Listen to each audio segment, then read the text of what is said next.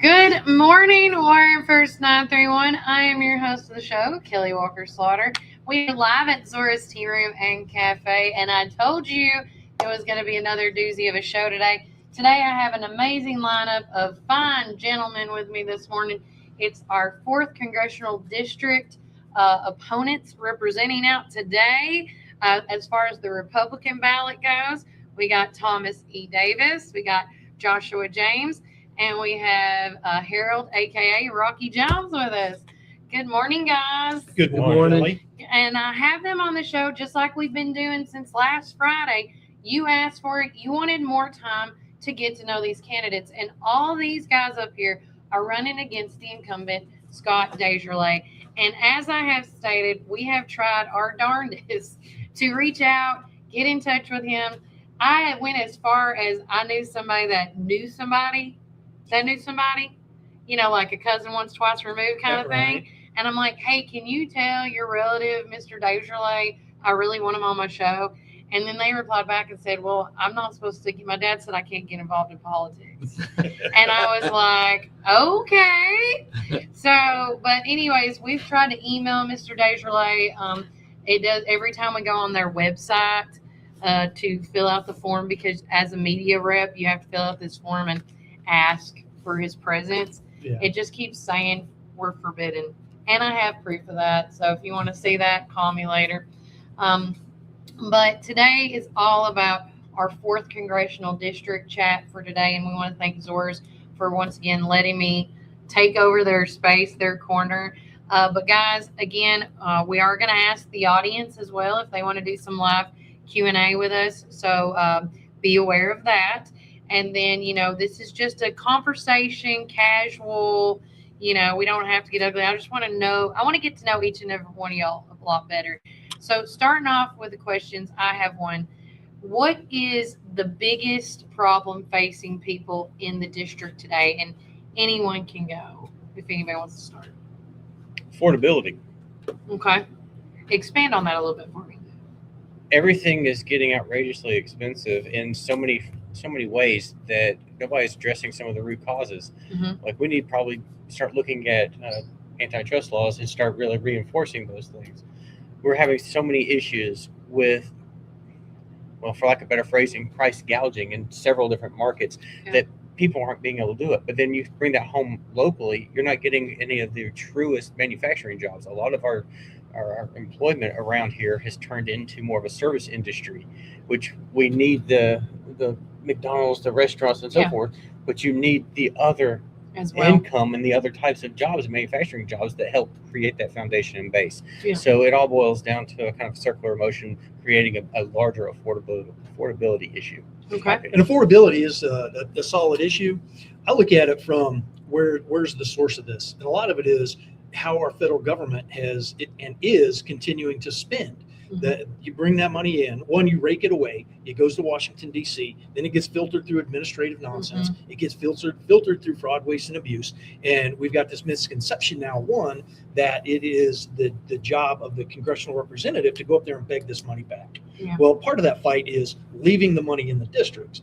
And part of that affordability is also with the invasion that has gone on in this country, out of control, illegal aliens in this nation, and additionally to that, the ones that we legally import, the refugees. And so that's the fight that helps with this the affordability is stop the inflation with the government spending. And then also for housing is another one. We get rid of all the illegals, because they are soaking up off the system.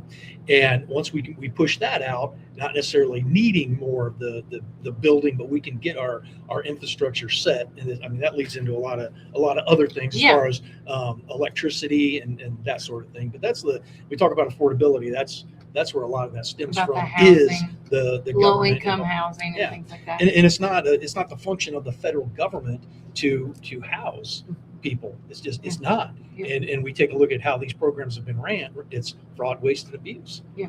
And there's just better use of it. Yeah, and not to say we should not, have compassion for folks, but if it's not in the Constitution for the government to do it, the federal government to do that, they shouldn't be doing it because they're horrible at it. Yeah.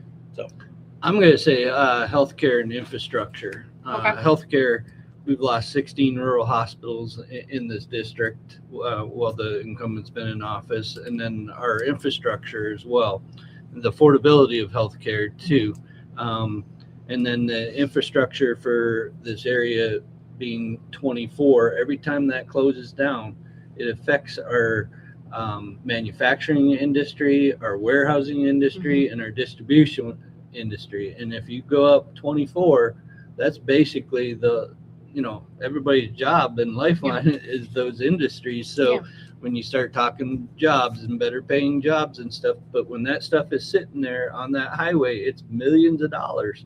And we can all tell you horror stories about being stuck out on 24. Oh my gosh, yeah. And it's got to get fixed. It needs to be widened all the way from Chattanooga all the way up into Nashville to be able to support those businesses and continuing job growth and job creation and other industries and businesses coming in so that they have jobs to work in healthcare. Right. You see how affordability issue is kind of all encompassing. Yeah. How it creates a little bit of everything. It's prioritizations. It's doing, looking into the nuts and bolts to do the right thing with the right tools that you have at your disposal. Right now, like I'm currently a county commissioner of Rutherford County, and right now we're kind of in handcuffs. On one side, we've got the state of Tennessee telling us the laws and the regulations we have to live by to locally govern. And on the other side, we have the lack of funding that Uncle Sam doesn't provide, or at least in our district, doesn't provide back to us in forms of grants or anything like that. But who does that go back to?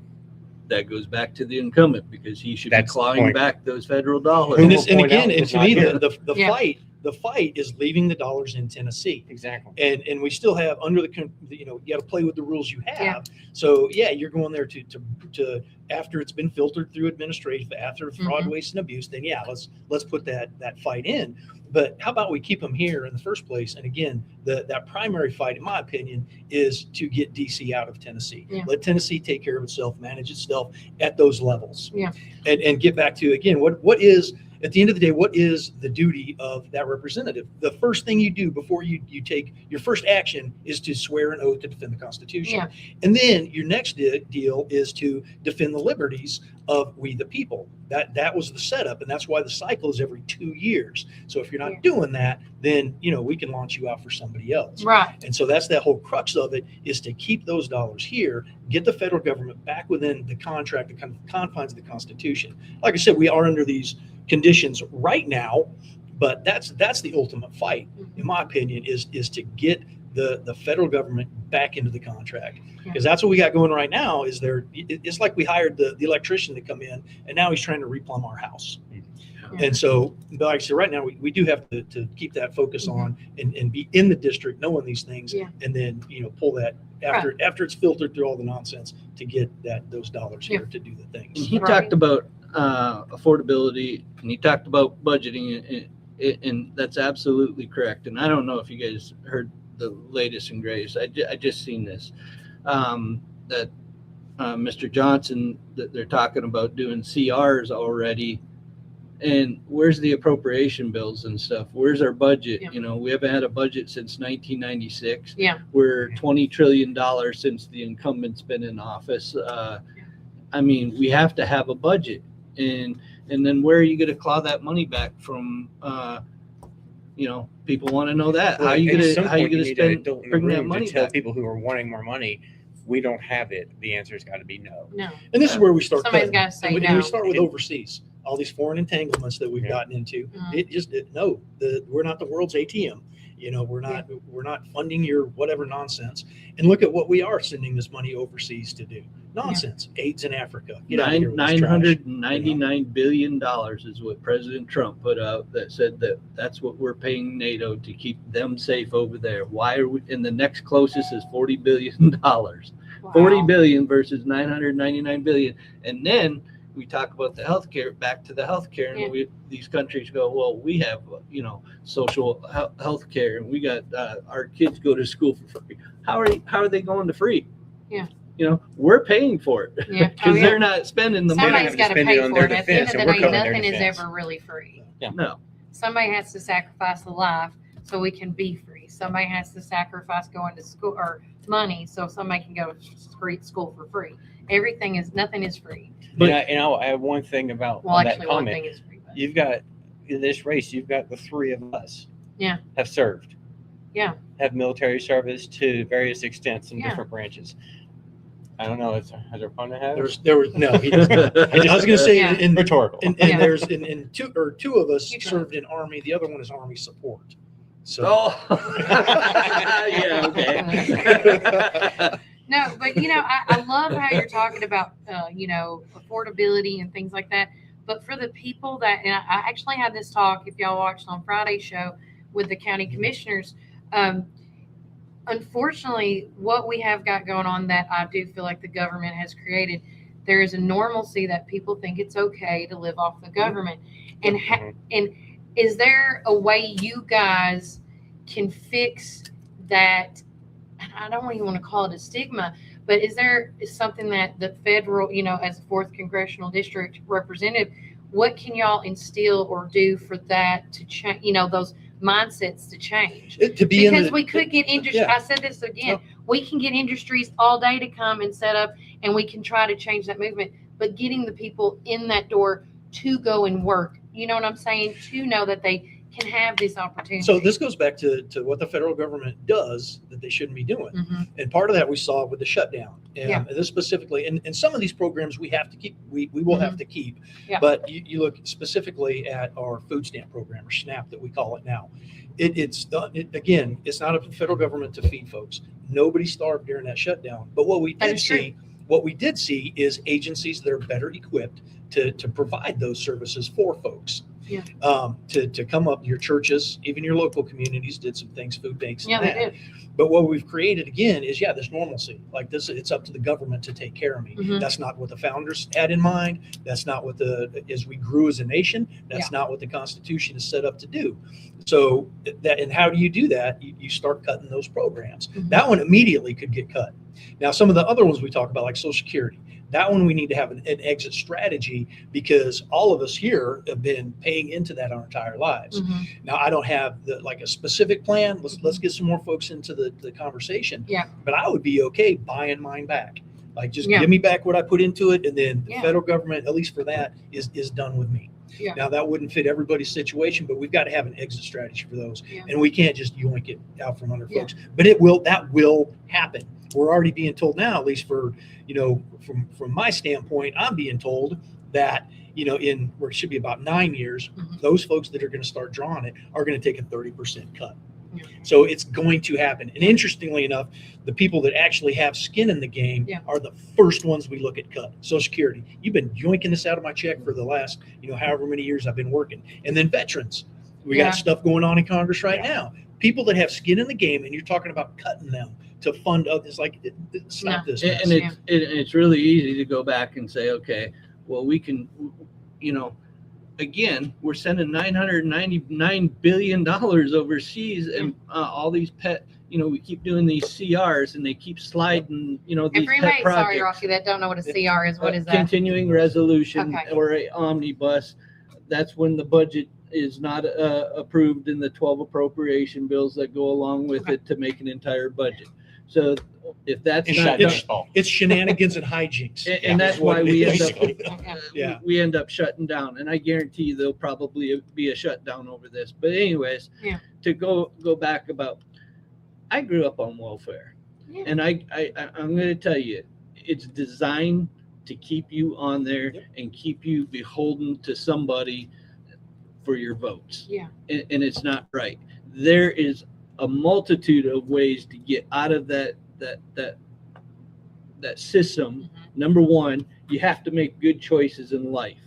I mean, you have to be able to manage your funds and not get over debt and the amount of credit cards and predatory lending out there. You got to avoid that stuff and start off smart, because if you start in a hole, it's really hard to dig yourself out.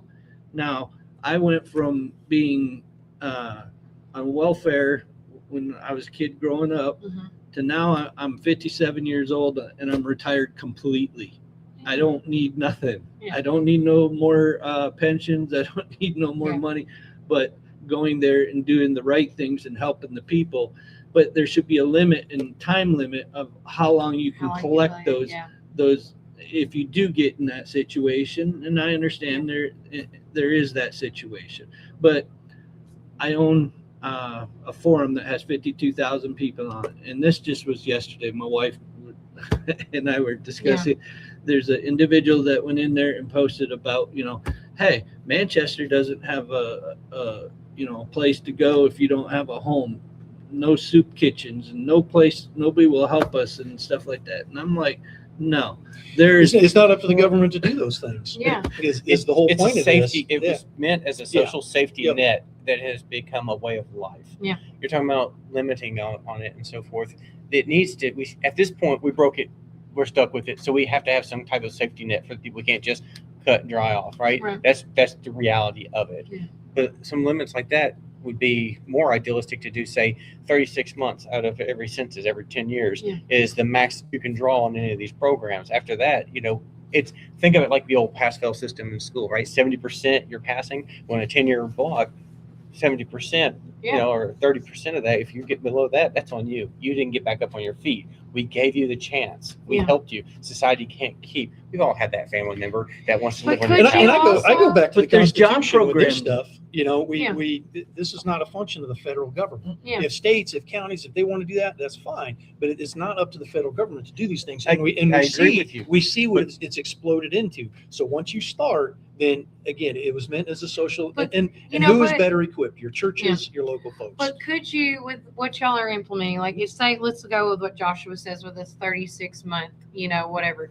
In that program, when you sign up to do the food stamps or whatever you got to do, also in that program, you have to you got to apply you have to do X amount of schooling or go to a budget, if you're for here in McMinnville, which, I know some of the programs there, you could go to the library. They're hosting budgeting classes once a month. And then they get a sheet to fill out that you know what I'm saying? Like not something. could. You have to. That I would mean, be I'm like not a saying could you requirement. have to. It's a But then requirement. treat it more like FLMA, where you don't have to take it all at once. You can Right. you have FMLA. you can take 2 Yeah. months off of I messed up, I'm sorry. You can take 2 months of it when you're in between jobs and then come Yeah. off of it, but you Yeah. still have the rest of the decade to, if something ever happens, to have that transition. That for me is that bridge, that gap, the safety net to Yeah. get to more what Tom's talking about is we're not supposed to at Because this that's point. what I'm thinking. If they and I'm want stuck with this, it. they have to do this. It can't be a handout. It needs to be a hand up. Like I said, Yeah. and I'm willing to have these conversations, but not when, as a nation, and it doesn't matter what party, we're spending $2 trillion a year in the On both deficit. sides, this is We- all you cannot collective. do this. Yeah. And we're pushing $40 trillion in debt now. Mhm. No, we have got to stop these programs, and that's internally too. And Yeah. the one specifically we talked about was the SNAP. Nobody starved. Nobody. Nobody Because did. local communities No. are better equipped We to all step stood up and take care of those Mhm. within the communities that we know. So like I said, I'm okay having the conversations, but not when we're deficit spending $2 trillion a year, Yeah. and not when it's unconstitutional. Yeah. as And well. the interest rates exploding too. I mean, that doesn't help any of these causes, but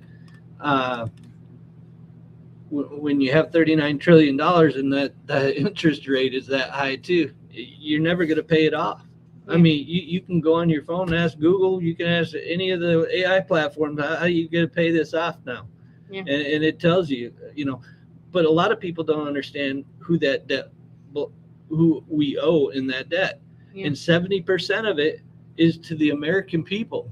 It's actually to pensions and stuff like that. It's not, we only owe like 30% of that debt to foreign nations or businesses and stuff, but it's people that have bought bonds and stuff like that we owe that money back to, that bought those bonds, and they're maturing now, and now people are saying, hey, I'm retired. And you got to think too, the population, the older population is way bigger than the younger population. So this younger population might be 10,000, and then now you got 100,000 people that are retiring, and the math doesn't math that way. So with that being said, because I think with federal, it's always about money. We're always in debt. what should Congress do to reduce the national debt without hurting working families? Cut overseas. Yes. Cut all the everything going 99 overseas right now. NATO, cut it. And then start Now. looking again within those social programs that we've already seen that do not need the federal government to do, because it's better handled state and local levels. So that's right off the top. No more pet project by senators and congressmen that put earmarks and stuff in for their special interest groups that go to countries that don't even like us. That has to stop, period. And single item bills, make them step up and show what they're voting for. And we've seen this, and one of which is the National Defense Authorization Act, and that's one of what they'll do is they stuff it all in there, and they're like, well, I had to vote for it, so I had to vote for, and this is a vote we're getting, but I had to vote yes, or I voted yes because of a pay raise for the military. Yeah. But what else is in there? Transgender affirming care. Oh, yeah. Like, no, that a horrible idea.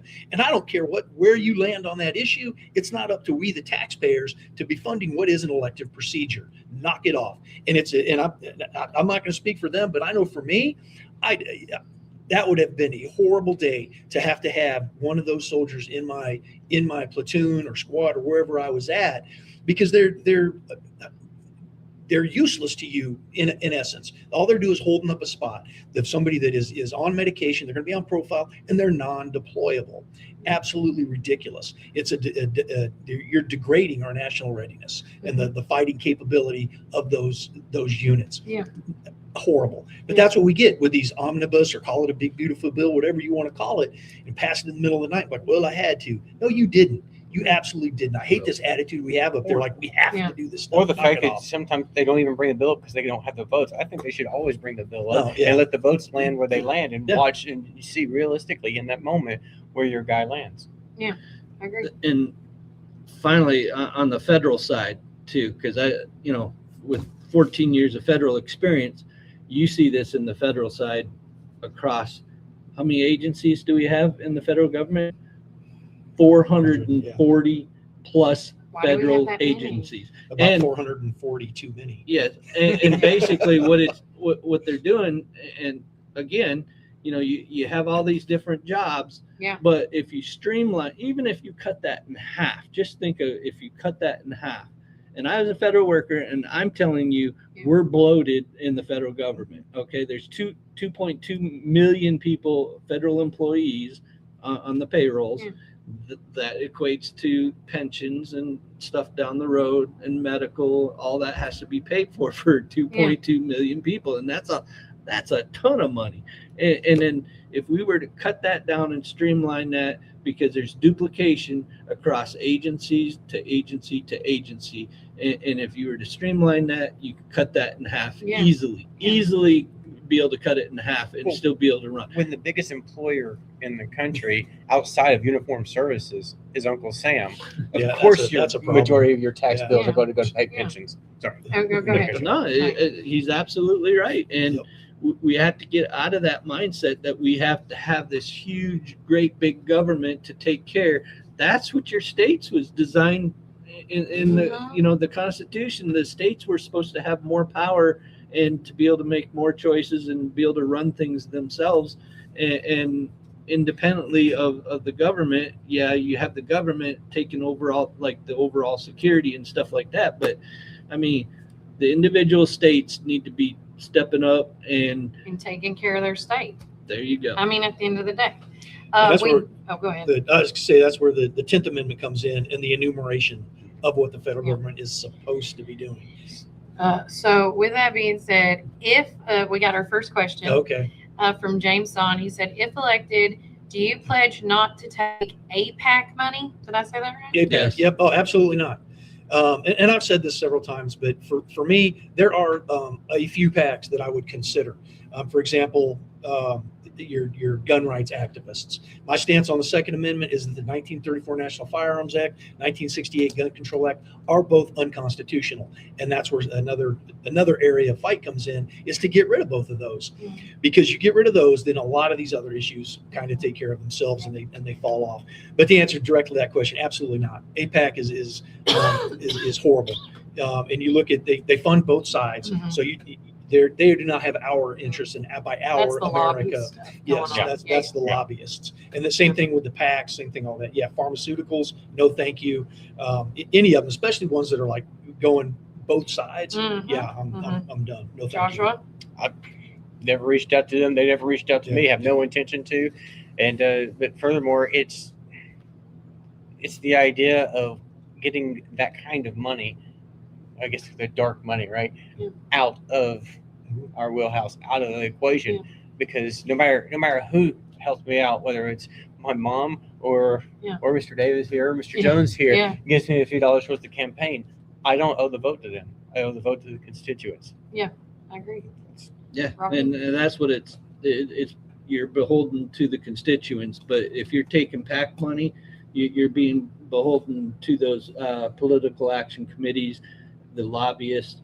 I've funded my entire candidacy myself. I've not taken any money at all. I've not taken any endorsements as far as from anybody, because I want to be endorsed by the people that we be beholden to. And then, but I know one person that's not sitting here that has taken PAC money. Oh, and APAC, taken pharmaceuticals, APAC money, absolutely. and that's the incumbent. He's on the list. Yeah. It's public knowledge, and everything. I want everybody to know. Yeah. If you want to see who your state and federal is getting money from, it's all public knowledge. Yep. Because it has to be I do documented. the filings, and I will say I have taken absolutely contributions from citizens. Yeah. And I do have endorsements. I've been endorsed by Tactical Response in Camden, Tennessee, as a firearms training institute. Yeah. Here in McMinnville, Foghouse Firearms Yeah. has endorsed me. In Grundy County, Campbell Armory has endorsed me. And then, don't be fooled by the name, but in Marion County, Chandler Hardwoods, their firearms store, they have endorsed me. Okay, it sounds like And a I wood just- company, but It does. Okay. It was originally, they decided to keep the name. Okay. But those they have endorsed me, and I have accepted and will accept, individual That makes grassroots sense. campaign. So a lot of people want this money out of any of the candidacies. They don't want no more PAC money and stuff like that.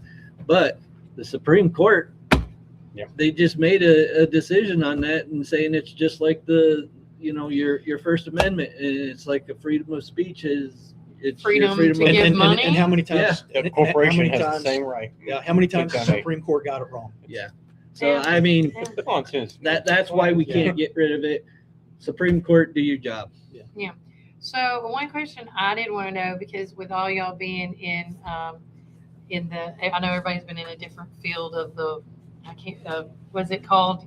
Military. Army, military, Armed forces. Different armed branch. forces, Yeah, different branch. branches. thank you. MOSs, Yeah, different branches. AFSCs. So tell us a difficult decision that made you the leader that you are today. Because all of y'all probably had to take a lead in some part in one of your branches. and I mean, the one of them for me that stands out the most is I was the operations NCO for Headquarters Commandant in Bosnia, Mhm. and I got sideswiped into an additional duty of customs officer. And so part of the customs officer duties were issuing rations cards. And so just a quick explanation, the ration cards let you know how much you can buy of certain items because they're rationed. They're hard to get. Yeah. For example, like cigarettes. And so these ration cards were specific to the installations. Mhm. And there was in the status of forces agreement, there are certain individuals that are authorized to have them Mhm. and those that are not. One of them that was not authorized was the American ambassador. Prior to me getting this job, the American ambassador, not only him, but his staff, but local Bosnians had been getting these rations cards. Yeah. So then going onto the installation and making purchases, they were not purchased or not authorized to make. So in that capacity, that secretary came in, Bosnian local national, I turned her away and said, no, you're not authorized this. So she went away, and then I think it came crunch time, but she came back. I turned her away again. I was like, the status of forces agreement, you are not authorized. And I wasn't super heartbroken, but that cost me my job, and it was additional duty. So, I mean, I stood. That was a That's difficult decision. and this is where for me, and as a constitutional conservative, that's where it comes back to. Yeah. What does it say? What does it tell me here? Yeah. And so, and just as one example that kind of stands out, that I did pay a price for it. Yeah. So, But you wouldn't change the decision that you made No, because you were doing the no. right route. And there was, a little bit of like, hey, we need to, no, we don't. This guy's not authorized. That guy was a clown anyway. No wonder we get the the ugly American term. That's the exact dude's like a bunch of stories on it. I always say this is why we can't have nice things. Yeah. That's why we can't have nice things. And I mean just all along. Can't we all just get along so we can all have nice things? Yeah. But who else wants to go? I have 8 years of military intelligence, and then I did another 16 years of nuclear command and control, and both of them were very taxing. The intelligence was a year long. Everything was 96% that you did, and your instructors, you didn't get to choose your instructors. There was Army, Marine Corps, Navy, Air Force instructors there, and you got the Marine Corps and the Navy guy. Yeah. That's what you were getting stuck with for the entire time. And then nuclear command and control, there's a lot of stress involved in that, doing emergency actions and teaching air crew, emergency war orders for the air crew over that period of time. They have this thing called personal reliability program. It's PRP. When you're in the nuke, you can't even take aspirin without them telling you can take aspirin, because it's a 2-person concept team that sits on these desks, and you monitor what's going on in the world in case you have to do your job, which is not good. And they monitor your finances. They monitor every part of your life to see if you're, everything is under a microscope. Taking drugs, constant go in the bathroom, like everything, right? Yeah, they monitor everything, and that had, after 24 years of doing that, you're just kind of like stuck in that mindset. If I do something wrong, they're over my shoulder looking to see what's going on. Me. Yeah, I get it. So for me, that's now. I'm scared to do stuff wrong. Well, you just double check yourself now. It's great of you to make sure that you're doing it in the right way, and if that because you don't want nobody to come down at you. Yeah, and 96% accuracy. Yeah, 96% accuracy, and then all the tests. We had to do monthly tests. Yeah.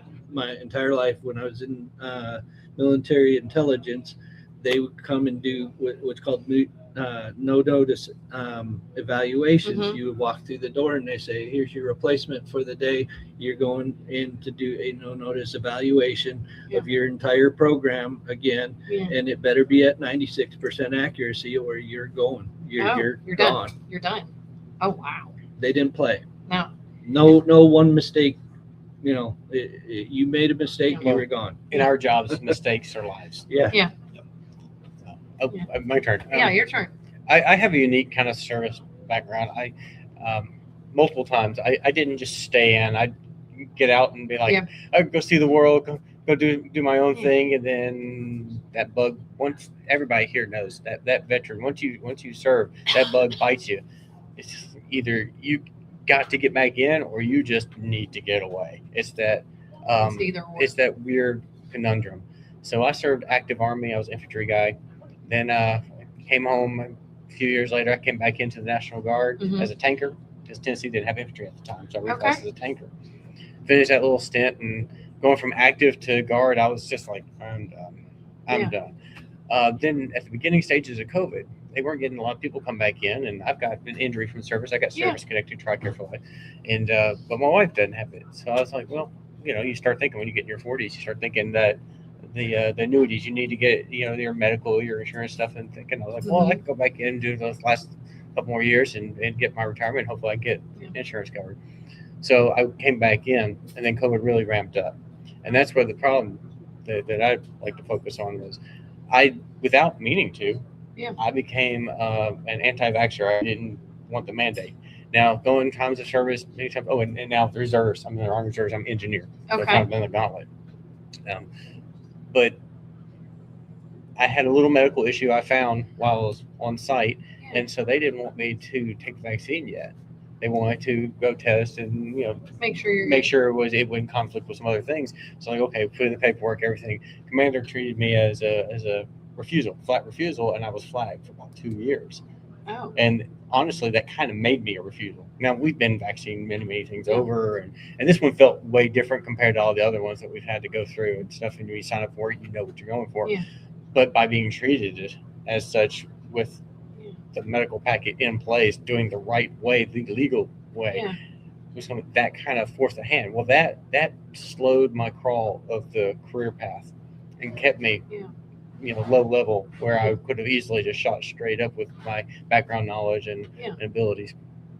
So that kind of stunted all that. But in that stage, I took that moment to start mentoring everybody at my company about, hey, without meaning it, and I know I've got a baby face, I became the old guy in the company. You say, oh, this is how you do this. This is what you're doing here. Focus, and yeah. that kind of thing. So you have It to opened up tweak a it. new Exactly. mindset for you. But now they say that they fixed after the mandate ended. They fixed everybody. Well, I didn't get fixed. You don't get those years back. Yeah. Because as an enlisted soldier, you have times of grade. You have to times of service in there. So there's no way to make that up. They're not going to authorize to skip X number of years as a 6 to get your 7 picked up. No. So it just kind of is what it is. Yeah. So sometimes, life throws you an apple and you don't even get to make an orange. You're stuck with a banana. So you just deal with it. You just deal with it. And One thing I want to That's some say for weird your stuff, listeners man. too An apple and a banana. is I know. for the listeners out Well, I don't there. have my Now, notes. all three of us have been in the military. One of the candidates or one of the incumbents that's, we're trying to replace has not done any military, has zero military experience, has zero nuclear experience, and zero farming experience. He sits on the Armed Services Committee with zero military experience. He sits on the Strategic Forces. He chairs the Strategic Forces Committee, which is the nuclear triad. Okay, that's your missiles, that's your bombers, and that's your Navy subs that have. And you would want somebody experienced. And you'd want somebody with those, I would think, have at least some type of military background in those positions, and then farming as well. He makes decisions for farmers, but has never done any type of farming, has no farm of his own. And any one of us, I think, would be a better choice than what we have right now.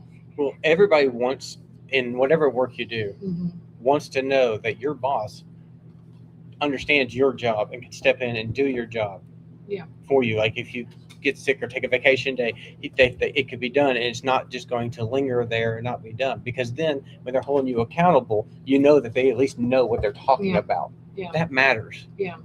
Especially when you're somebody like the three of us who've been stuck in the mud on a freezing day out in the rain. In the grunt It'd work. be nice to know that your leadership knows that feeling and knows not to leave you there. And you got I want to ask this: what is the big misconception do people have about y'all's campaign individually? This is for both all y'all. What is the biggest misconception people have about your campaign right now? About a campaign? I haven't heard any misconceptions about it. I get we get the haters, I guess, on Facebook. That would be making those that would be the comments. misconception. And people just don't pay attention to like, oh, what party, what Do their homework. do their homework. Yeah. But the biggest misconception, I guess, in general I've seen is, like I talked about earlier, is what the actual duty of the representative is. Okay. And like I said, we've got it twisted up. And the same thing is you stack the stuff on with the federal government and even government down, but specifically for this, the federal government, what the actual function is supposed to be. And I understand where we're at, but we've got to get back to the actual Constitution. Because when the federal government does what it has been enumerated, and when each of those branches are doing what they're supposed to do, it functions well. Yeah. And when we let we the people control our destiny, we do better. That was the setup. That was the founding. And so that's the push, is to get back that. And that's a big misconception out there. And that is truly the fight. Because a lot of people don't want to hear that. No. They don't want to hear like, oh my gosh, here's this guy talking about getting rid of the SNAP program. Yeah. We'll understand why we want to do it, and get you get tuned out then at that. Be first jumping down the rabbit hole of noise instead of educate yourself. And let's look at it again, like with that shutdown, and you can start looking at other programs too, like FEMA. And I went out to after the aftermath of Hurricane Helene, and it was your I want to say non-governmental agencies is the Mhm. word. It was the non-governmental agencies that were on the ground first, and then it was states and Yeah. churches, those that were on the ground helping each other. Yeah. And then FEMA came in and were an absolute hindrance to that recovery process. That's correct. So that's another Yeah, one. we You have know, Well, a so lot of you people look don't at realize FEMA does more reimbursement than shows up to do anything.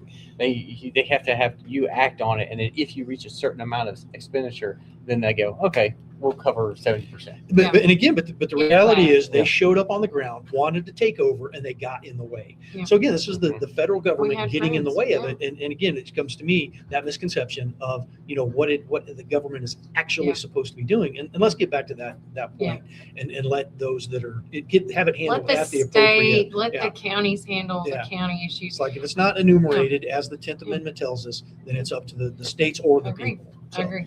for me, that's the misconception. Anybody The else? misconception I've had throughout this whole cycle is how few people even know who the incumbent is.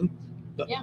Nobody knows this guy because it's apathy. He's been there so long that he doesn't feel like he needs to come home and reach out to anybody. Ghost man.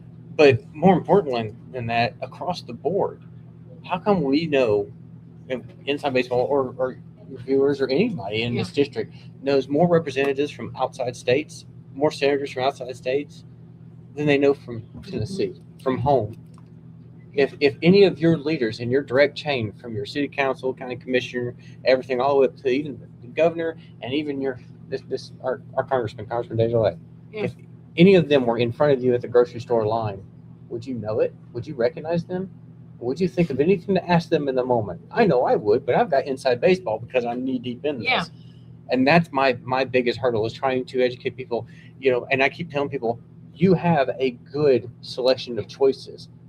Research. I don't go in there and say, hey, vote for me. I want it no matter what. I say, for your information, to make a just informed vote and decision. Yeah. This is for you. Yeah.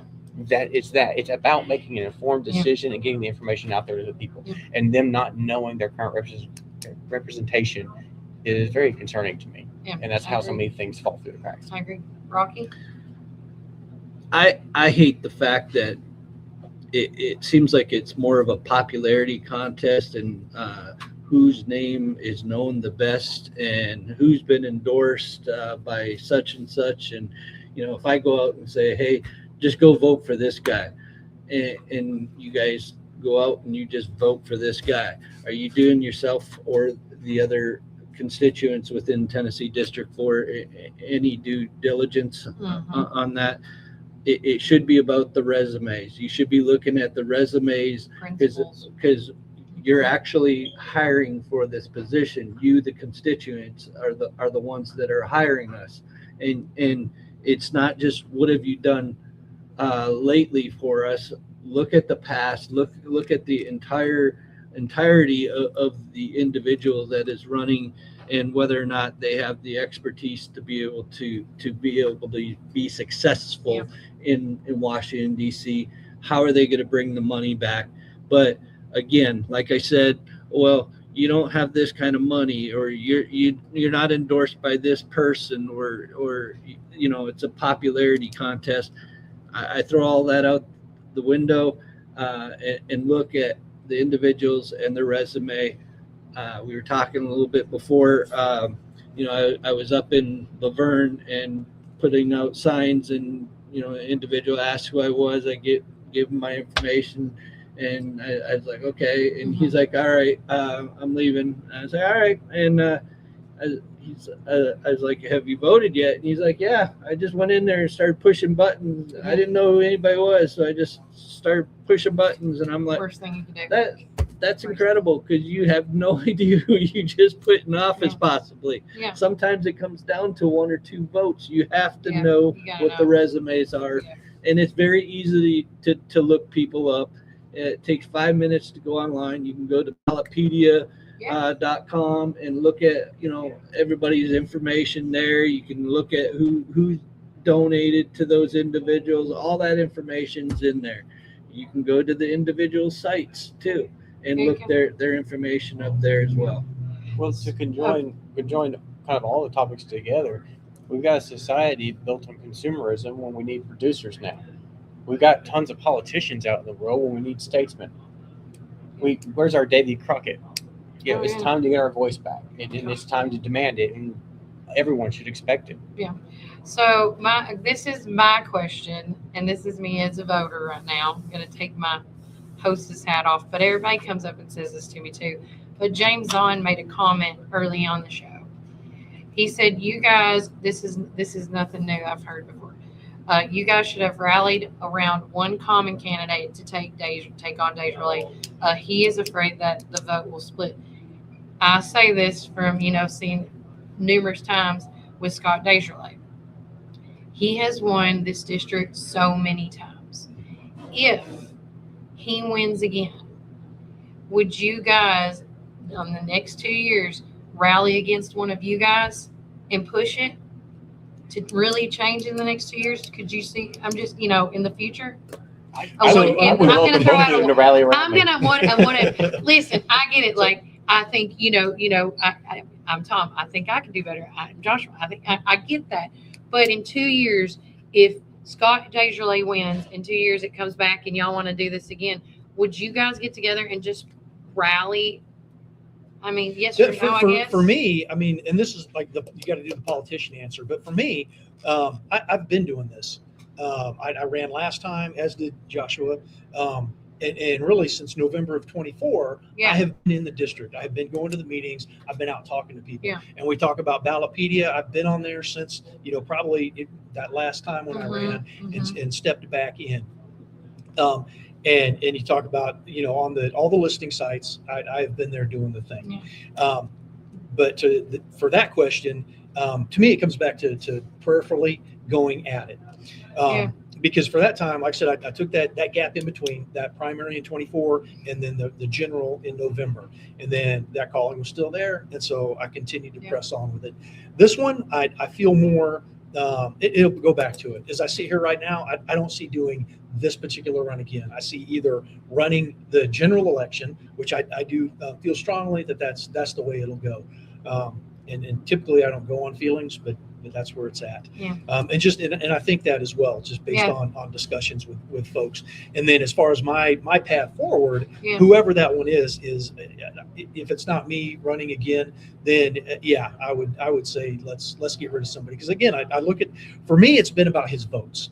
There's other stuff in his past, his background. That's not on me to judge. I'm looking solely at the votes and then his lack of accountability in the district. And it's we, the citizens, that have allowed this. And so that's my commitment going forward as the representative, is quarterly town halls. I've already been doing that, and would willingly, just like I've done this time, invite any challengers to that to attend, and because iron sharpens iron. So. But to rally around someone that to replace him, as long as they're as long as they fit that constitutional conservative Christian, sure, okay. I would rally around it. But like I said, right now, I have been doing this from my perspective. This is what we need. We need to change back to, as a nation, turn back to God, and back to the Constitution, and that's exactly where I'm at. I think with all four of us, there's a huge difference in our perspective on what government is supposed to do and where we hand it. So, but as far as right now, I mean, we're all in it to win it, I believe. Different stages and different things I've heard for reasons coming in, and then so, but but next time we'll be supporting me, because I'll be the incumbent. So there we go. And I'm not afraid to ask for the vote. And that's and it's actually David Crockett in his book talking about shameless self-promotion. Oh, yeah. And it's not unfortunately or fortunately for me, it's not something I commonly do, but it is part of how you do this and how you get things done. So absolutely, everyone out there, vote Thomas E. Davis. Easy to do. I'm the number one for a reason. Is that right? I'm the top on the ticket. So Joshua, you want to take this? Well, first, top of the ticket by alphabetical order. Fair. A lot of what he said is just right on. There's a minor tweaking to do. The reality is nobody predicts the future, and in 2 years, when it comes time to do so, if we're not victorious and the incumbent is back there, what will we do? It'll be to see who draws the petition first and how we feel about that person in that moment Okay. versus can I do better? Can I do more? Yeah. Do I have a bigger outreach? Can I? Because as he just mentioned, the reality is it's time to change. It's time for a new representative up there. And if it's not pulled through this time, which I believe it will be, Yeah. then yes, that needs to be serious, considered thought. Okay. And Rocky? Again, I bring it back to the money endorsements and popularity contest. I don't believe the incumbent is a overall true conservative. And what I mean by that, and again, you got to go back and look at the whole person, the whole resume over the lifetime, and to see if this person's ready to be in Congress or Senate or governor. He promised that he would only be there for 12 years. He's been there 16 years now. For me, I'm retired. I'm completely retired, a retired firefighter, retired military, retired federal civil service. I'm 57 years old now, and I'm not going there to make a career. I'm not going there to do for pensions. I'm not going there for the money. I'm going there for the right reasons, and hopefully it's the true conservative reasons of being in the GOP and being a Republican. That's important to me. And to go back and look and see whether or not I would do this over again. Again, you look at my resume, you look at the nuclear, you look at the incumbent's resume. My resume is better. He hasn't done those type of things over his career. I've actually done those type of things. I own a farm. I own, did nuclear stuff. I'm in the military, which these guys have also been in the military as well. They just missed the federal side. That's none of their fault, but I do have that 14 years of experience in working with the different federal agencies. I know where the money can be taken out of within the federal government, and how we can streamline that, because we had to streamline when we were in the military as well at some points, and get rid of people. You go back and you tell those agencies, if you want a 15% across the board cut, you go to the manager of that agency and you tell them, give me 15% of your people, and let them make the hard decisions instead of you at the federal government or the executive agency trying to make that. That's not a good that's not a good situation, because you lose people that you actually should have kept. And but if I would run again, it would take a lot, because again, people see this as a popularity contest, and money, who has the most money in their bank account, and who are they endorsed by. I could care less about any of that. I care less about doing what's right and doing the job on day one. And you can go to my website, www.votejonesforcongress.com, and I not only tell you what my platform is, I tell you how I would pay for that platform if there was, and I'm against raising any type of taxes whatsoever. And then I would tell you what I do in the first 100 days. Okay. Something he said, I keep doing that. No, you're okay. Something he said just now that to point out, I don't think any of the three of us here are looking at it as a career. I don't think any of the three of us here are wanting to do anything more than basic term limits. 2 to 3 terms max. Right? I've said over and over, it's a deployment. It's a deployment for me. I mean, this is for me. This is I'm sick and tired of being sick and tired. I could keep yelling back at the TV or the radio or the news and stuff, but my wife told me to take it outside. Next thing I know, I'm a county commissioner because I took it outside of friends and neighbors. And now I'm here. It's just, and now she tells me I didn't mean to make it bigger. But that's not what I meant, Joshua. That's the argument. Is some people, when they get sick and tired of this, they stand up to fight against it, and some people just kind of, you get that to-do list and you turn away. If I ignore it, it'll go away. Well, you got three good candidates here who can't ignore it, who are willing to help there so that you don't have to And kick after, and scream anymore. I don't care what job you're in, but after 16 years of Mhm. doing that same job over and over, you kind of get a little bit bored in doing that Yeah. same job and going in, and you want something a little bit new to tax yourself. And it's kind of odd that this incumbent has not spent any money whatsoever to run against either any of us. You were just telling us about you see one of his signs, which I have not seen that.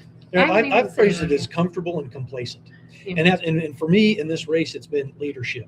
And I look at my background in the leadership positions, and that was a question early on about that. And just throughout my time in service, 2 times I assumed platoon sergeant Yeah. duties during in a theater of operation as a drill sergeant, as outside of my scope. And as that leader, that's where you step in. Yeah. And you figure out the things and the guiding Yeah. principle of the Constitution. So I So- see you looking at your clock. Yeah, so I'm looking at my that's- clock. Yeah, and my And other you got guests people are in here. the wings. So But one quick thing, just so Sharon Roberts Kelly just tuned in, and she wants me to reintroduce everybody before I let you go. But I'm going to say thank you again to Harold Rocky Jones, and I want to say thanks to Joshua James, and of course Thomas E. Davis. These are the 3 opponents running for your vote in the Republican primary. Republican primary. Early voting is going on right now till August the 1st. So you can go to the early voting room at the administrative building right now in the Warren County area. I don't know everybody else's, so I do apologize. But if you are watching us from other counties, just look up on your government's page and where it says the Elections Commission's office, and that's usually where you can find it. And I'm sorry to Go ahead, but it's okay. that there's been a little bit. I don't think it's been here, but you have to tell them which primary ticket. That's if you, correct, If you want to yeah. vote Republican, Yeah. tell them I want that Republican Yeah. ticket. And then also too on July the 27th, the Morrison Ruatan in the Centertown CIC location will be opened up as well. And then of course on August the 6th is the last day to do the general vote and the primary for our local and state and federal. Can you explain the hats too, just in case the audience don't know what we're doing here? Everybody thinks no, they know. No, this is Okay, what I do all right, every Tuesday. all right. Everybody wears a hat. Tom's no stranger. He's worn more. I went when I could. purpley. Like I said, You I could actually put went a with a little- more masculine hat today. I was really upset you didn't go with your go-to black I one. have an idea. I need a screenshot. Yeah. But I want to say thanks again to these fine young gentlemen for coming in and taking the time. And I want everybody to also know that, again, if you have any questions for these guys, if you do the Q&A under the comments, please tag them like @ or hashtag so they can pick up on it as well. And then one lady said, I wish I could vote for all 3 of you guys. Another lady said, listen to all 3 of you. It's just so hard, to make that decision. But thank you again so much for coming on. If there's anything we can do from you from here on past into November, let us know. We try to make the community informed.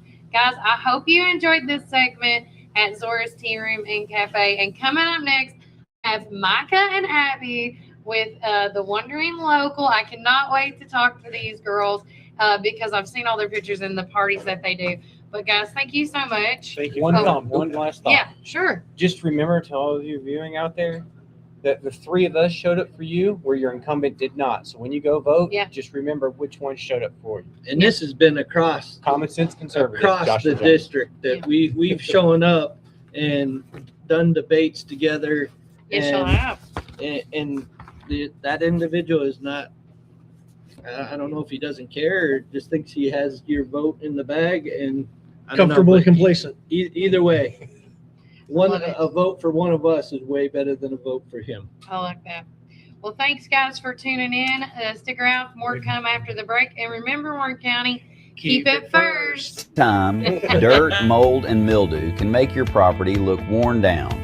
Phil's Pressure Washing can restore the beauty of your home or business with gentle, soft washing. We clean roofs, driveways, gutters, decks, and more. Proudly serving McMinnville, Morrison, Sparta, Smithville, and surrounding areas. Fully insured and licensed with 10 plus years of experience. Call Phil's Pressure Washing today and let us do the dirty work.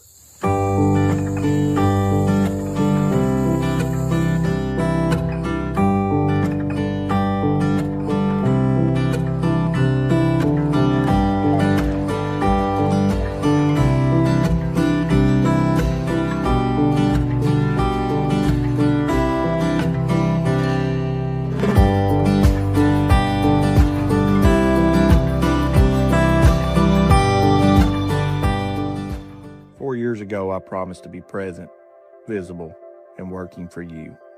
As your sheriff, a father, and with 27 years of law enforcement, I have kept that promise. We've strengthened our department, supported our officers, and taken real steps to keep our community safe. But there's more work ahead.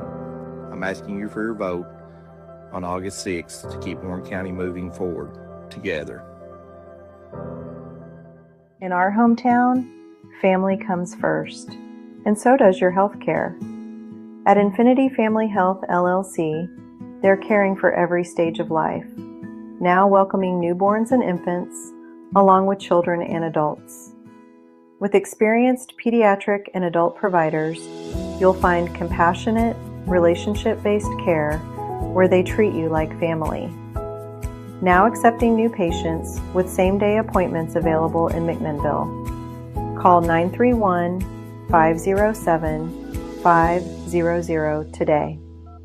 Infinity Family Health LLC, caring for generations right here at home. Choosing the right Medicare plan can feel overwhelming, but you don't have to do it alone.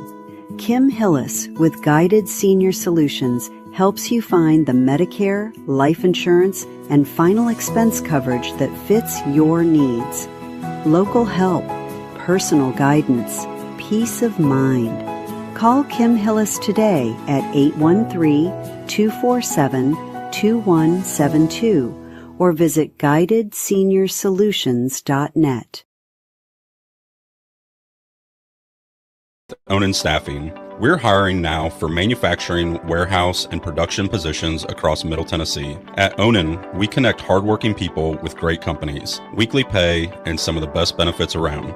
Businesses needing dependable employees, our experienced team is here to help. Visit our McMinnville offices or apply online at onanstaffing.com. That's ONIN staffing.com. Onan Staffing, connecting great people with great opportunities.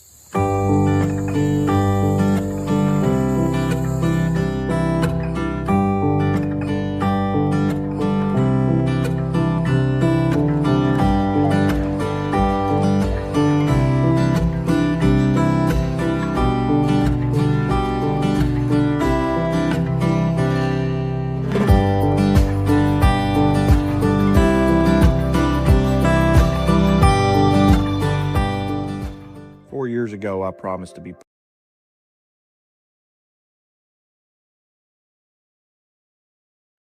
Now, Ken. Welcome back to Warren First 931. I am your host, Joe Kelly Walker Slaughter. We are live at Zora's Tea Room and Cafe, and we want to say thanks to everybody that showed up and listened to our Super Tuesday segment, courtesy of Zora's. And I want to say thanks again to Rocky and Joshua and Thomas for coming in today to talk about the 4th Congressional District, because it's one of the hot topics as far as the primaries go. We have a slew of candidates on both the Republican, the Democrat, and the independent side. So again, this is early voting time. You need to vote for who you think is going to best represent you in the general election when it comes to November. So that is very, very important. Real quickly, though, before we get into my next special guest, I do want to say we got to do our weather sponsorships right fast. So thanks to Reddick Brown Ford and Randall Gillum for District Attorney for our weather update here. And again, I don't know, ladies, when y'all came in, was it getting hot and humidity? Okay, yeah. I mean, I have been wearing out my finishing spray and sweat makeup, and it's about gone. But right now, it is 83 degrees. Today's high is 89, tonight's low is 75. We're under a flood watch and one more watch as well. But the flood watch is expected to be around 6 p.m. Today. And the additional alert is the heat advisory, which that's going on today till 8 o'clock today. So be aware of that. But we are under a 35% chance of showers and thunderstorms. And if you were like with us yesterday, spurts of rain clouds in different areas. It was a spritz. Oh yeah. It wasn't nothing major. But now with me, we have the folks from the Wandering Local. We have Abby with us and Miss Micah. And thank you so much, first and foremost, for coming up with this concept of the business, because I've only looked at pictures and stuff, so I can't wait to hear all this. But and also thanks for making time and coming on the show today. But the reason I really have them on there is you guys have an event coming up. Please explain it and tell everybody how they need to act now, because you're almost sold out. Yeah, almost completely, actually. Yes. Yeah, so this event will be at Cumberland Caverns. What we do is we host large dinners. They are ticketed events, and you can buy a ticket to have dinner in the volcano at Cumberland Caverns by visiting thewonderinglocal.com. Okay. And so this is not just you do. Do you do this like if I wanted to do a party, I just call you and like, hey Micah, hey Abby, do something. Yep. Is that just like party? Is it essentially like party planning? Celebration planning, yes. Celebration planning. So Okay. it's really as easy as that. You call us, you email us, you let us know, hey, we have a celebration, whether it's a birthday, an anniversary, and we have a list of venues and places that we like to use, but also the beauty of the Wandering Local is that we can do it anywhere. Yeah. So we come, we set it up, you celebrate. That's pretty much it. We have a few caterers that we like to use, and we, ask a few questions. What do you like? If you like pink, we can decorate it pink. If you want a surprise, we'll go all out. Oh, like you go rogue. Oh, yeah. I love that. It is so much fun. We're both very creative. Yeah. So it's a really good outlet for us, and we love to get to know people and tell the stories. So that's a big part of our business. And so every single time we host an event, that's what we do. I love that. What has been, I know like every time y'all have done a celebration event, which one so far has been like your favorite? They just keep getting better and better. Every one of them. The very first ones that we did were so meaningful to us because those people took a chance on us. And then the bigger ones, like we got to surprise on a birthday. Like we did a birthday dinner and we got to surprise her completely. Like she had no idea. And it was just every aspect of every dinner is so awesome. Yeah. Celebrating with these people and just being a part. We're so intentional, and we just love to get to know people, and getting to celebrate with them and be a part of that is so much fun. I think the locals dinner was definitely one that stuck out to What us. was it? So that was kind of like our soft opening. It was the first large dinner that we ever did. Okay. It was invite only, and we're Van Buren County natives. Okay. So I was gonna say y'all don't look like y'all from here now. But that's not a bad thing either. Yeah, we invited a lot of our local friends to come and celebrate with us at Fall Creek Falls, and so that was really, really meaningful to us. Yeah, that was the first big one, and we asked the people that meant the most to us, especially just throughout our community. The people that have always been, we are with the Chamber of Commerce for Van Buren County also. Yeah. So these people have supported us in everything that we have ever done, and we got to bring them to us in Fall Creek Falls by the water and serve them dinner and launch our business, and it was really awesome. It was. Well, what made you guys, now that I know you're from Van Buren County, what made you decide to come to Warren County? I mean, is this like... Okay. Yeah. Yes, no, I know. Kind of crazy, right? Right. We're wandering. Yeah. But I'll let you tell them. So we actually, after doing these dinners, we were contacted by Jordan at Visit McMinnville, and she had asked if we would want to do a fall dinner series in McMinnville. And of course, we said, why not? Why not? Yeah. Obviously, yes. Yeah. Yes, please. Yeah. Warren County is kind of my second home too. Yeah. My fiance is from Warren County, Okay. so I'm up here a lot. Congratulations. So I was like, great. Yes, thank you. So if anybody, has there been like a crazy ask? Honestly, we're so crazy, it's not going to be that crazy. Okay. 'Cause I'm like, has anybody requested animals? I mean, is that? I don't think we can do animals. Why?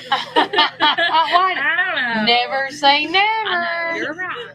But no, we've not had animals. Nothing's been crazy. A lot of people give us the creative freedom. Yeah. Yeah. They really trust us. It's Yeah. kind of crazy. So when you talk about celebrations, like besides birthday parties and probably graduations, do you do like what's it called? Now I can't remember. When people an open house, like when your house gets done, Yeah, no, I mean, we would be open for any kind of celebration, honestly. Yeah. Like wherever you want to gather your people and create an experience, that's what we do, big, small, and like we are talking about one right now, finger foods, just still a celebration, the decor aspect, just a time to be together. And I guess what you do is like people either call or get in contact with you, and then y'all would sit down and do like a consultation. Is that how that usually works? We do it however you want to do it. Yeah. You want to call us, you want to come see us, you want to message us on Facebook, you want to email, however you Phone are call, comfortable whatever with. the Yes, Right. we do. Okay. And we have a pretty decent system set up. So, when you inquire, we have a few set questions that we ask you, and really we go from there. We want to know what you're celebrating, where you want to do it, what you want to eat, and how many people you have. Yeah. And then we take it from there, really. Yeah.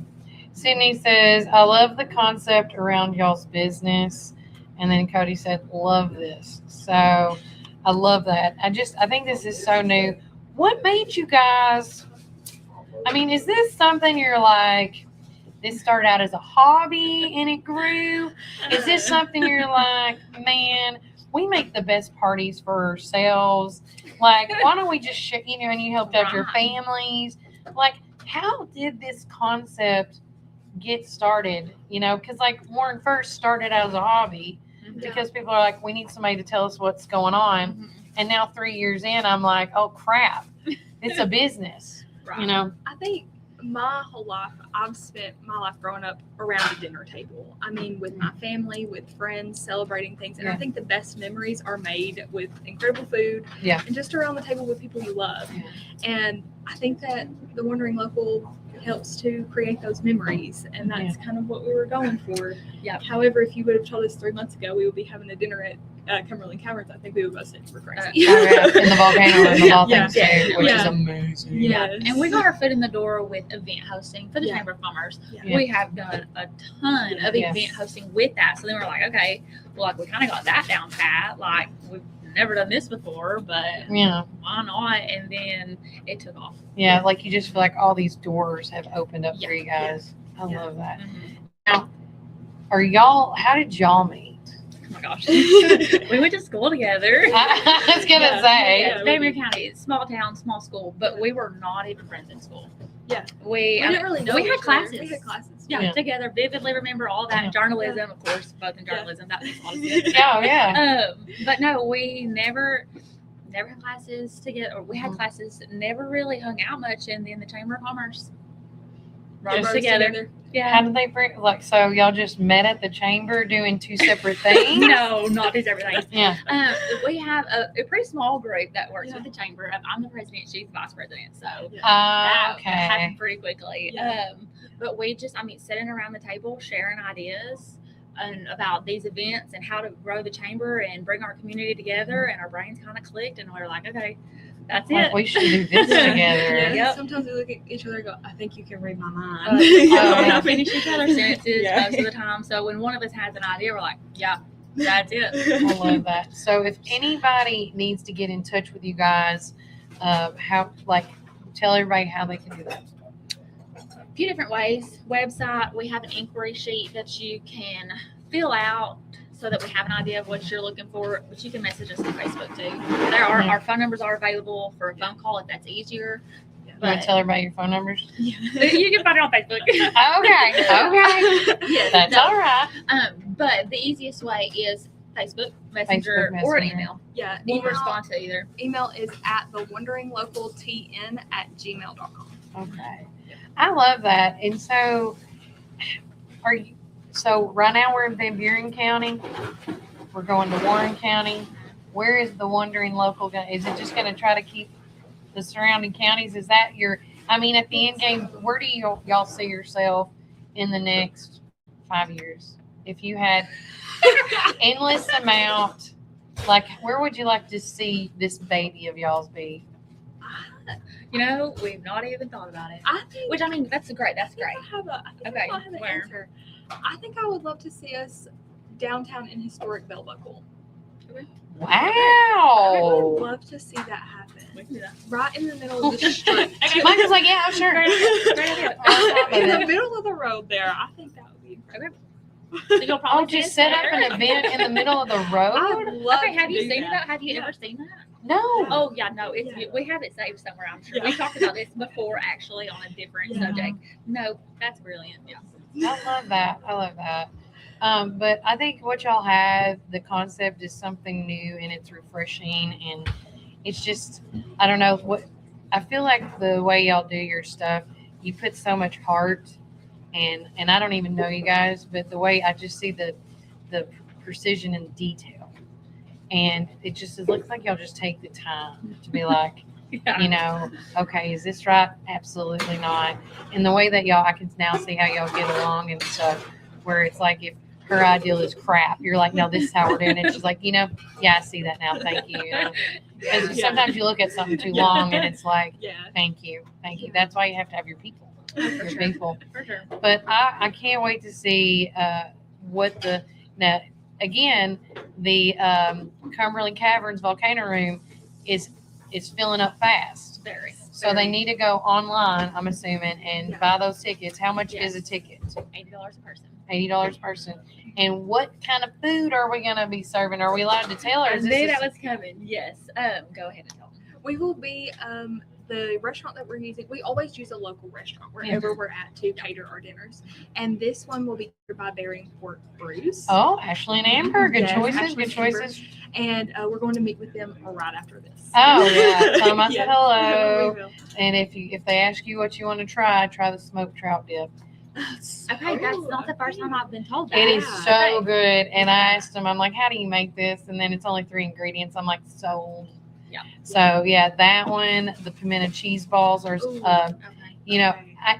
if you can make everything fried in my life and I don't gain a pound, would love that. But yeah, they have a lot of good.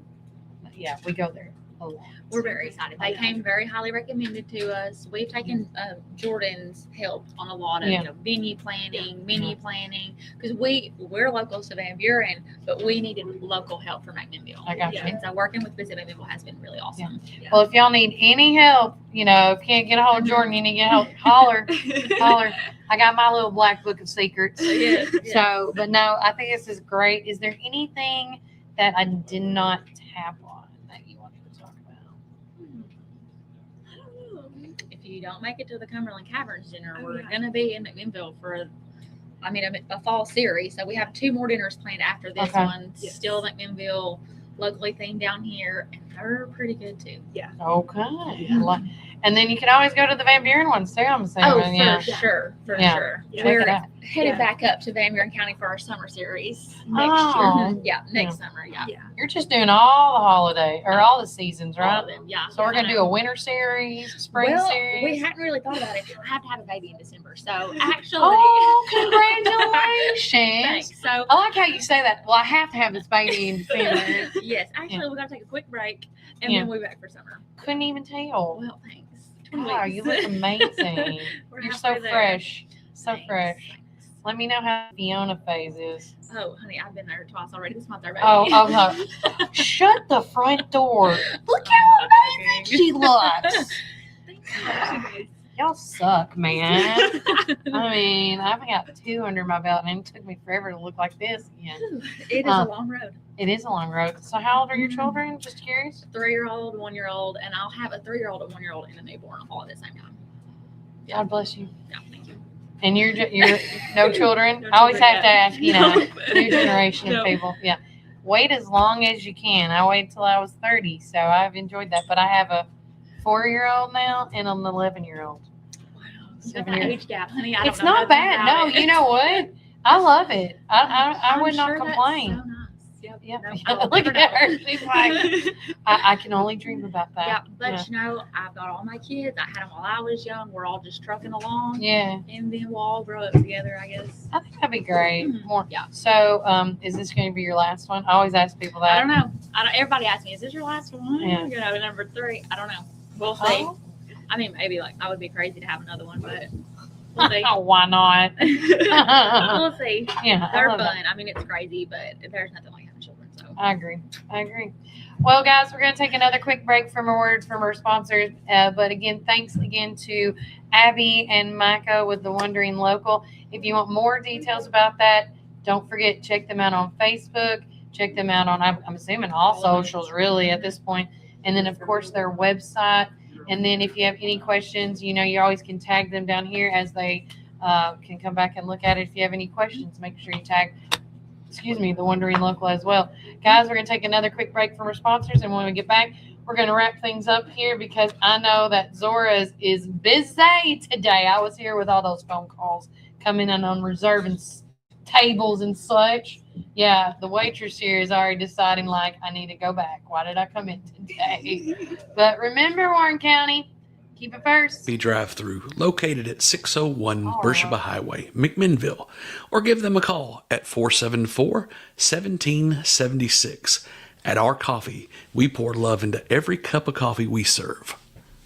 Welcome to Our Coffee Drive-Thru, located at 601 Beersheba Highway, McMinnville. When you need help with your medical needs, who are you going to call? At Stacy's Wellness Pharmacy, you're not just a number, you're a part of our community. When you call Stacy's Wellness Pharmacy, you'll get a live person to help answer your medical questions. In a hurry? Try our convenient drive-thru. Stacy specializes in Mr. Stewart's over-the-counter and prescription cough syrups. Need to transfer your prescriptions? It's no trouble to transfer to Stacy's, where people care and wellness matters. Stacy's Wellness Pharmacy is located at 485 North Chancery Street, or give them a call at 474-0600.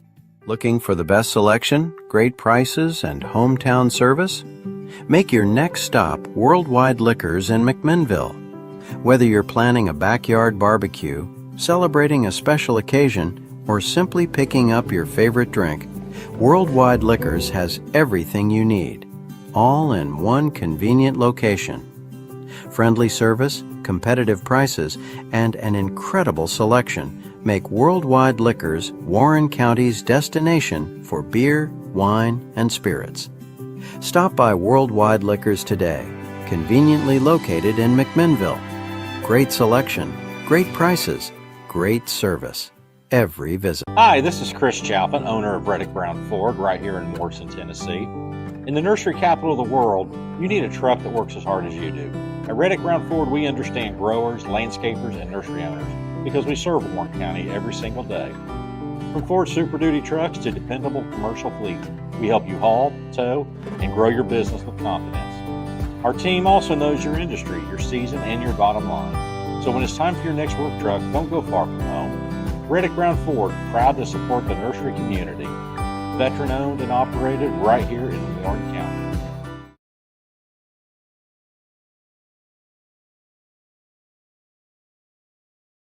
Taking out, we've got something for everyone. From our mouth-watering brisket, baby back ribs, juicy ribeye steaks, specialty sandwiches, and fried chicken tenders, your taste buds are in for a treat. Don't forget our weekly specials. Monday, spaghetti or hamburger steak. Tuesday, meatloaf or barbecue chicken pork. Wednesday, pork loin or Salisbury steak. Thursday, smoked chicken halves or country fried steak. Friday, fried catfish or Cajun catfish on rice. Whether you're feeding hundreds at a company picnic or meeting a friend for lunch, you can count on Praters to satisfy your taste buds. Call us at 635-2259 and taste the tradition at Praters Barbecue. 30 years of excellence. This is Tennessee, where every blade of grass tells a story and every lawn is a legacy. At McMinnville Lawn and Garden, we don't just sell equipment. We partner with you to protect what matters most. From Skag's finest zero turns to expert service that keeps your land looking its best. Because this is more than business. This is home. McMinnville Lawn and Garden, where Tennessee pride meets Tennessee quality. Come join us at 110 East Main Street for a farm-to-table experience all year long. We offer gluten-free, dairy-free, guilt-free goodness that will leave you feeling energized and satisfied with every bite. Our small batch from-scratch menu bursts with juice, shots, smoothies, soups, wraps, and sandwiches, and more prepared daily to give you all the nutrients your body craves. We never add powdered sugars or anything you can't pronounce, so don't miss out on this delicious, healthy opportunity. Swing by and indulge in some wholesome goodness today at 110 East Main Street, McMinnville, Tennessee. Community Network Productions takes you inside each community with local interest stories, local music artists, and information. With each show, the focus is the people and our beautiful community. With our creative team, we customize unique show ideas with our friends in the community. Our focus is you. See each of our shows on all social media, including Facebook, Instagram, and at our website at www.communitytvtn.com.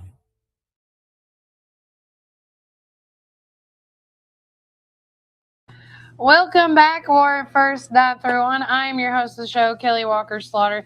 As we're getting close to wrapping it up here, because I know that Zora's is got a lot of reservations today. So again, thanks to Jeff and the gang here for letting me set up in this corner.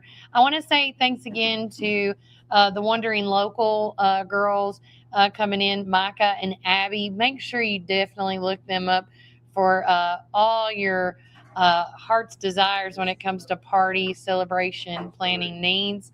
Right now, though, I want to just get a little shout out to our community. Welcome to Our Coffee. Whoop, I'm so sorry, I hit the wrong button. So real fast, because the weather is ever so changing, and I want to say thanks again to Reddick Brown Ford and Randall Gillen for District Attorney. We are under a flood watch today until 6 p.m. and then we're also under a heat advisory till 8 p.m. So be aware of that. But right now it's 84 degrees. The high did change. It was 89 and now they set it up to 90 degrees. And tonight's and the low is 75. The weather forecast is also saying that there is a 35% chance of showers and thunderstorms. So with that being said, be aware, wear dress accordingly. So right now also too, I'm going to go right into our fine folks with our community calendar. And I'm sorry, I had so many things pulled up at once, so give me a second. Today is July the 21st. And so don't forget, if you want to be a part of our community calendar and see what we see and what we add, you can do such of that.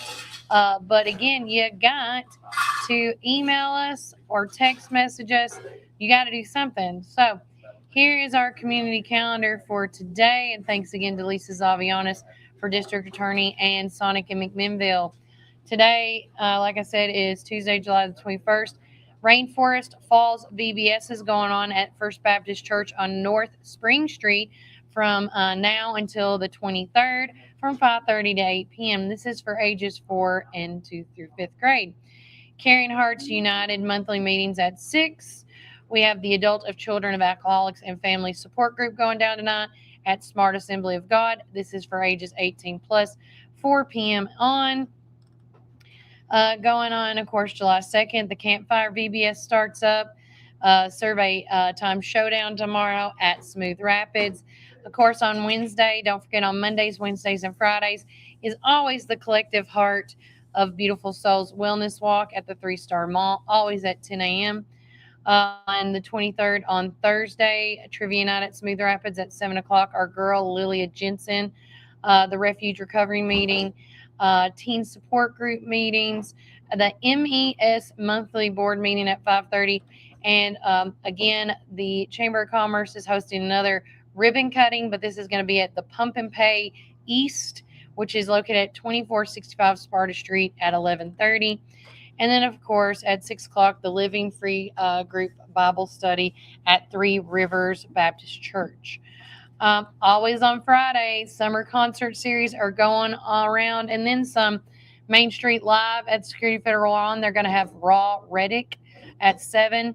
And then also, too, right before that, you need to go to the Warren County Farmers Market because at 6 o'clock is going to be the Tennessee Day of Prayer. So make sure you come out for that as well. Buckeye Home Medical Equipment Summer Bash and Customer Appreciation is going to be happening on Friday from 11 a.m. to 2 p.m. The EC Cattle Association Summer Gathering at the the Warren County Administrative Building in the Magnolia Room. Is going to be at 6 o'clock. The deadline to reserve a spot has been passed, but I think if you can call, I don't know, maybe they can get you in. Some other things are going on this week as well. This Saturday, as you can see, all these events are going on. I mean, so many things, guys.